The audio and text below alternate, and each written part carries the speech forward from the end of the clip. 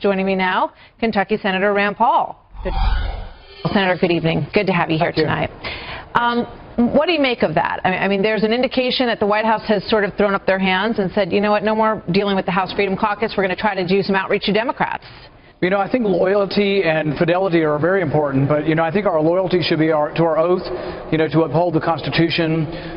As conservatives, to believe in fiscal conservatism and federalism, that most power really should remain with the states and the people. So I think you'll find the House Freedom Caucus to be among the most honorable and principled men and women in Congress. But I don't think there's a question of loyalty when we're talking about principle. I do think there's a way out of this, though.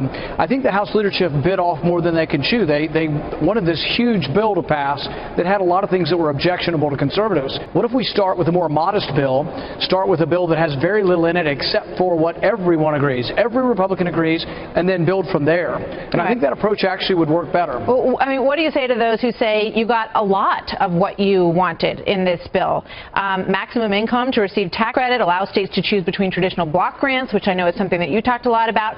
The list goes on in terms of requirements for able-bodied adults to be able to get Medicaid. If they can work, they have to work. $1 trillion in Obamacare taxes. A lot of folks say, you know, they really met those folks in the Freedom Caucus pretty much halfway.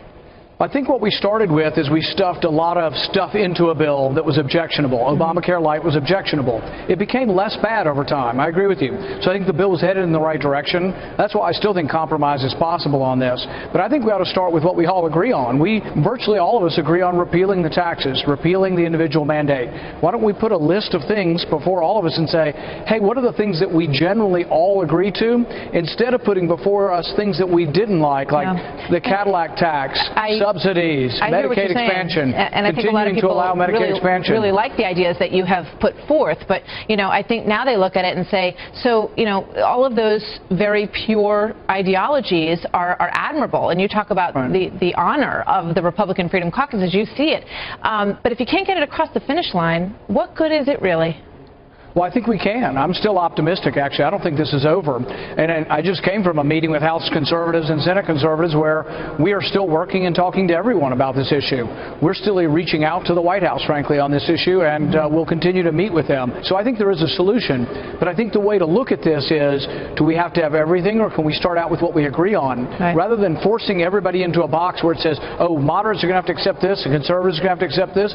Maybe there's a lot of common ground that we aren't just finding our common ground and having a less expansive bill, and maybe we have a more modest repeal bill that just includes the things that we all think should be repealed. I mean, I understand that you're hopeful, and there are some signs that people do hope that this isn't dead and that you can get somewhere. But then you have people like Governor Kasich from Ohio on the Hill today with Representative Dent, Nancy Pelosi speaking out and saying, you know what, we would be willing to listen. So in the end, if that's the coalition that forms, you may wish that your folks had gone along with this deal.